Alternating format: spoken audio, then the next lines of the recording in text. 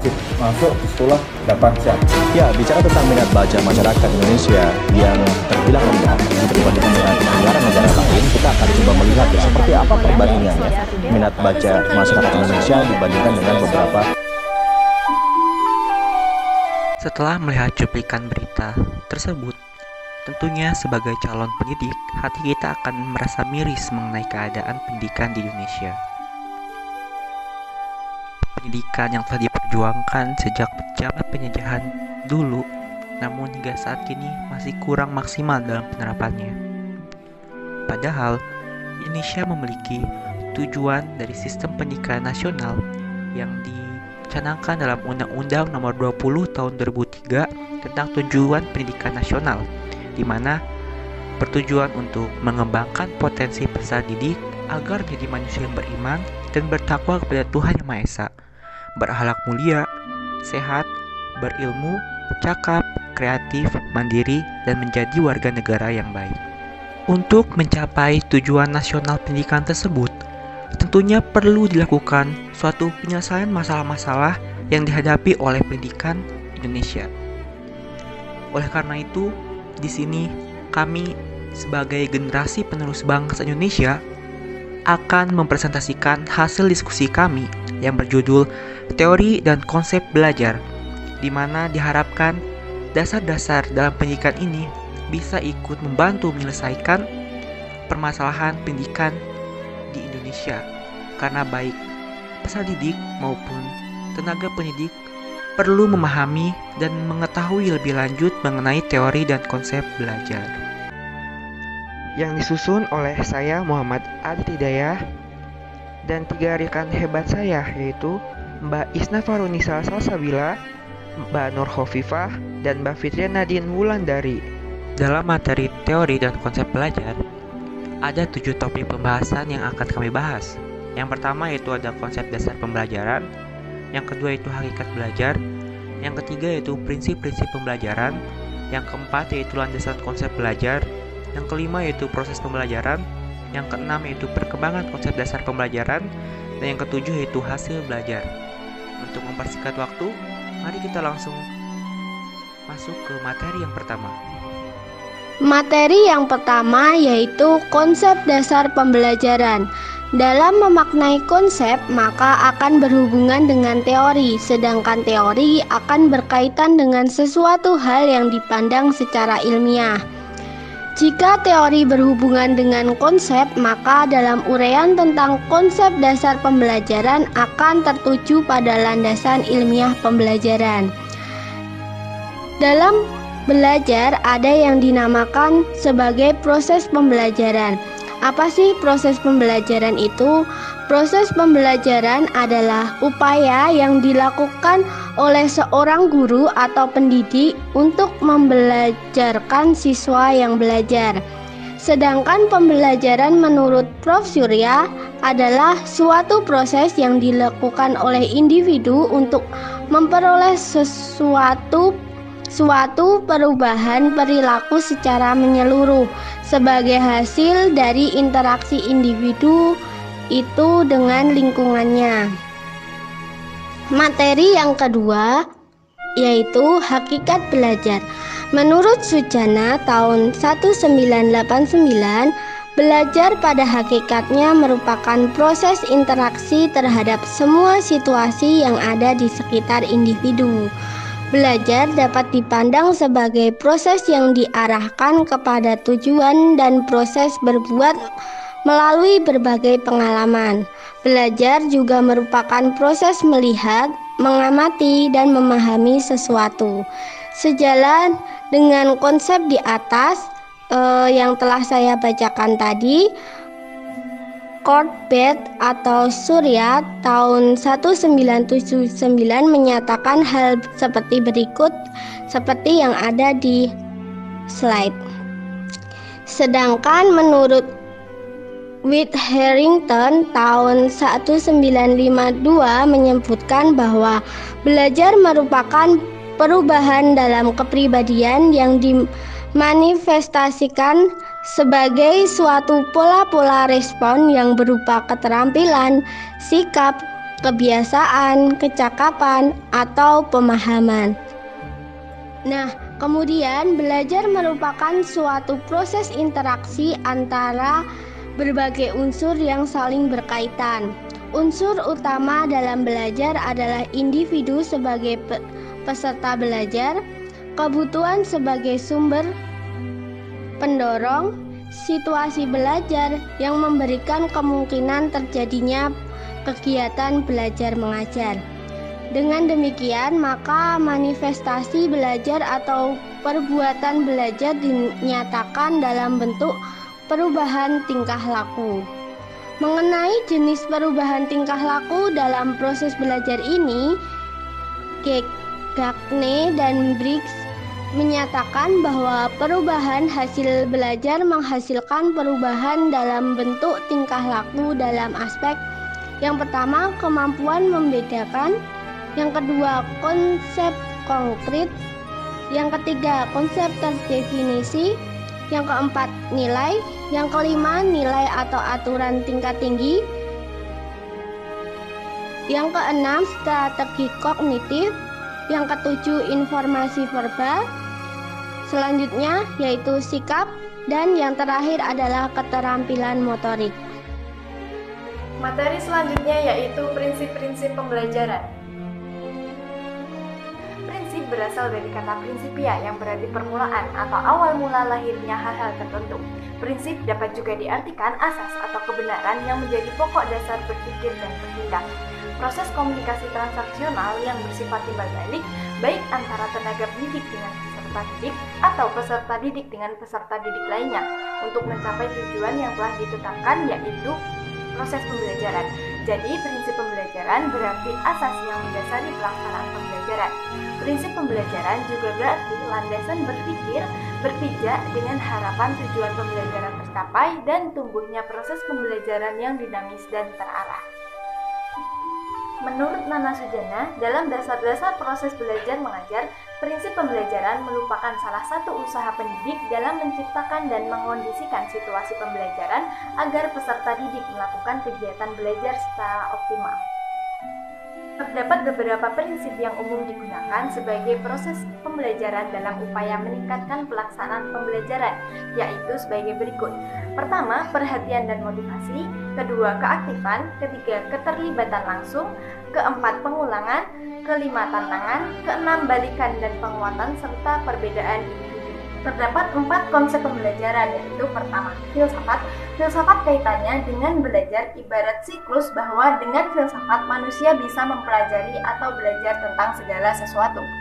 Dan sebaliknya, dengan aktivitas belajar, maka pemikiran-pemikiran tentang belajar terus berkembang dan banyak ditemukan sehingga membawa pada warna inovasi ide dan pemikiran manusia sepanjang zaman. Yang kedua yaitu psikologi. Psikologi sebagai ilmu yang mempelajari kejiwaan, yang mempelajari bentuk perilaku yang sangat dibutuhkan dalam proses belajar. Aliran psikologi yang masih bertahan sampai saat ini di dalam dunia pendidikan dan pembelajaran ialah psikologi kognitif dan behavioristik. Yang ketiga yaitu sosiologis.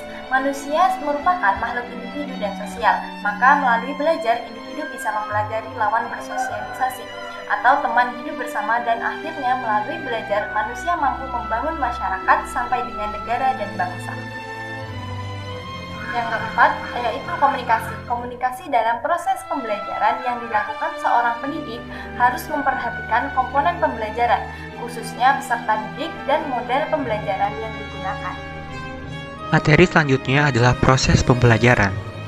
Bila semua paradigma masyarakat perguruan tinggi telah memahami dengan baik tentang proses pembelajaran mahasiswa aktif, learning how to learn, penyiapan sumber daya telah diatur dengan baik, dan penyiapan konten yang sudah tersedia dengan baik, dan satuan acara pengajaran atau SAP yang telah mengatur dengan baik mekanisme proses pembelajaran, maka proses pembelajaran akan berjalan dengan lebih mudah.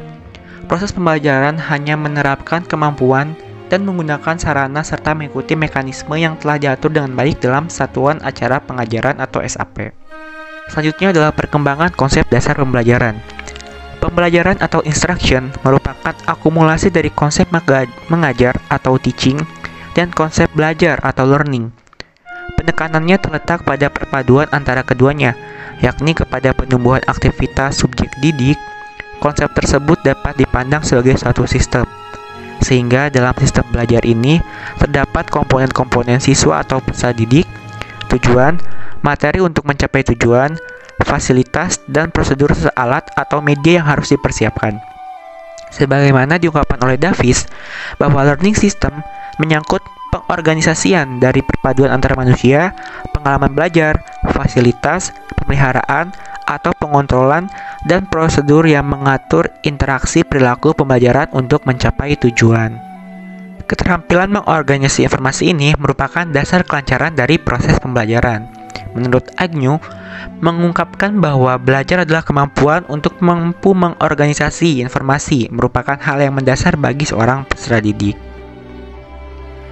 Meyer mengungkapkan bahwa semua pembelajaran manusia pada hakikatnya mempunyai 4 unsur, yaitu yang pertama, persiapan atau preparasi. Tahap persiapan berkaitan dengan mempersiapkan peserta didik untuk belajar.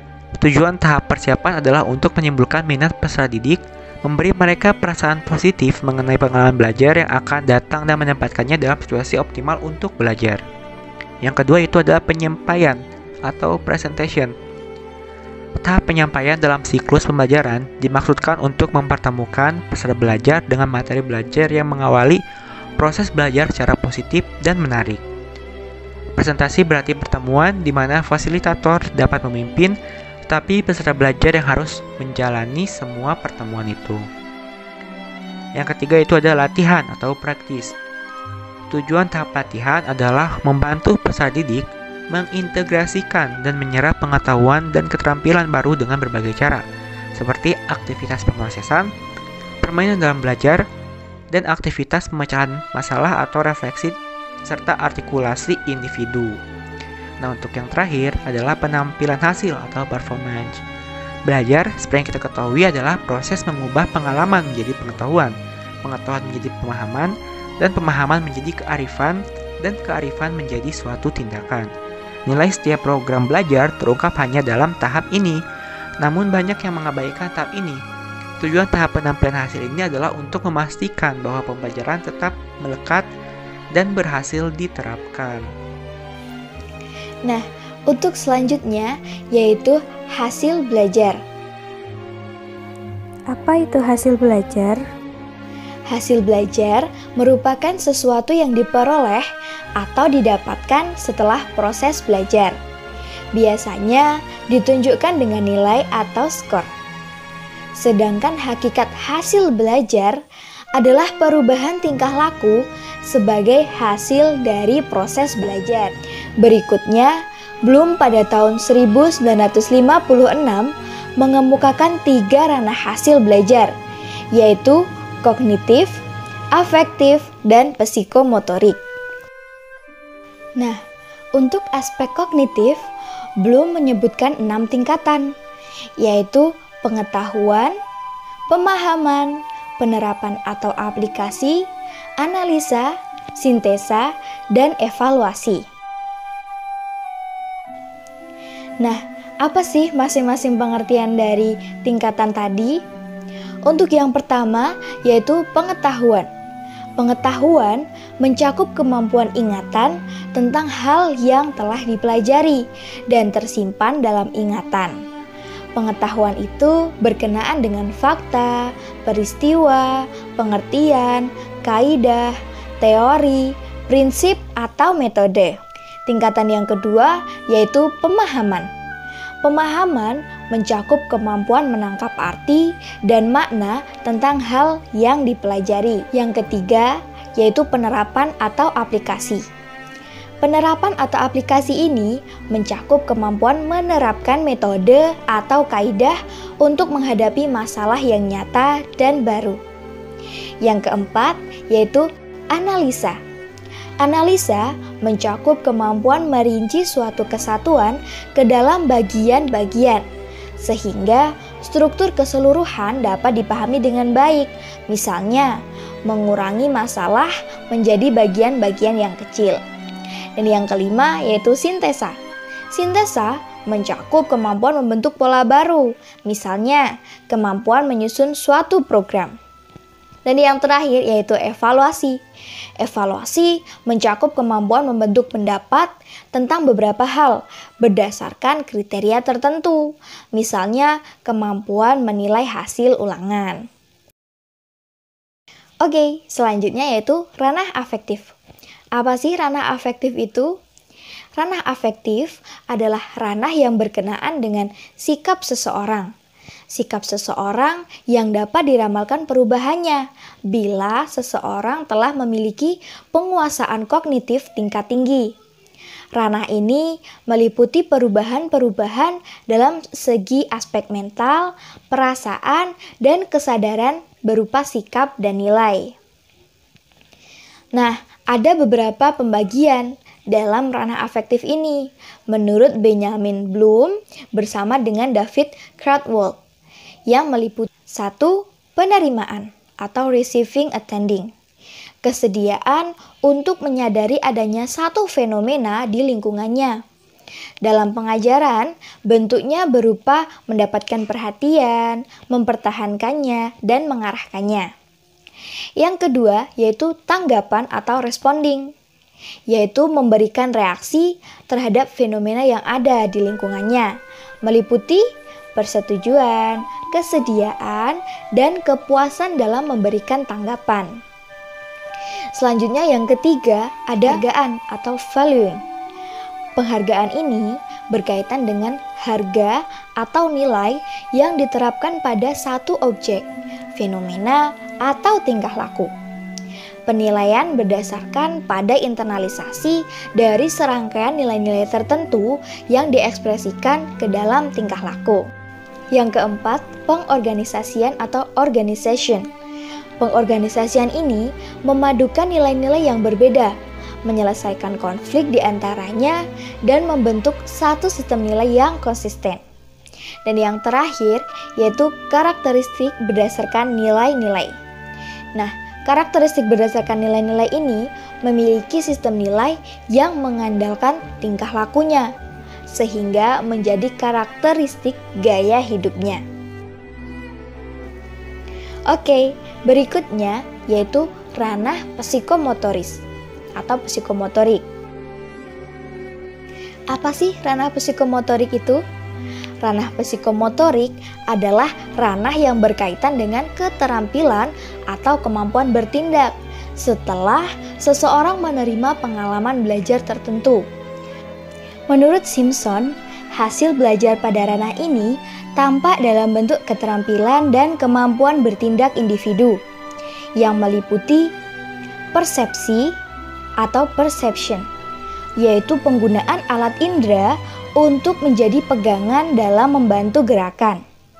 Kemudian ada kesiapan, berupa kesiapan fisik, mental, dan emosional untuk melakukan gerakan. Next, ada tanggapan terpimpin atau guided response, yaitu tahap awal dalam mempelajari keterampilan yang kompleks, termasuk di dalamnya yaitu imitasi dan gerakan coba-coba. Nah, selanjutnya ada mekanisme atau mekanisme, yaitu membiasakan gerakan-gerakan yang telah dipelajari sehingga tampil dengan meyakinkan dan cakap. Nah, selanjutnya nih ada lagi tanggapan tampak yang kompleks atau complex over response, yaitu gerakan motoris yang terampil yang di dalamnya terdiri dari pola-pola gerakan yang kompleks. Oke, selanjutnya ada penyesuaian atau adaptation, yaitu keterampilan yang sudah berkembang sehingga dapat disesuaikan dalam berbagai situasi. Dan yang terakhir yaitu penciptaan, yaitu membuat pola gerakan baru yang disesuaikan dengan situasi atau permasalahan tertentu. Nah, berdasarkan uraian tadi dapat disimpulkan bahwa pada dasarnya proses belajar ditandai dengan perubahan tingkah laku secara keseluruhan, baik yang menyangkut segi kognitif, afektif, maupun psikomotorik. Secara umum, hasil belajar siswa dipengaruhi oleh dua faktor, yaitu faktor internal dan faktor eksternal. Nah, apa saja yang tergolong faktor internal? Faktor internalnya yaitu yang pertama ada faktor fisiologis atau jasmani individu, baik bersifat bawaan maupun yang diperoleh dengan melihat, mendengar, struktur tubuh, cacat tubuh, dan sebagainya. Yang kedua yaitu faktor psikologis, baik yang bersifat bawaan maupun keturunan, yaitu ada faktor intelektual yang terdiri atas faktor potensial dan faktor aktual. Faktor potensial yaitu intelijensi dan bakat, sedangkan faktor aktual yaitu kecakapan nyata dan prestasi. Kemudian ada faktor non-intelektual, yaitu komponen-komponen kepribadian tertentu seperti sikap, minat, kebiasaan, motivasi, kebutuhan, konsep diri, penyesuaian diri, emosional, dan sebagainya. Nah, kemudian apa yang tergolong faktor eksternal?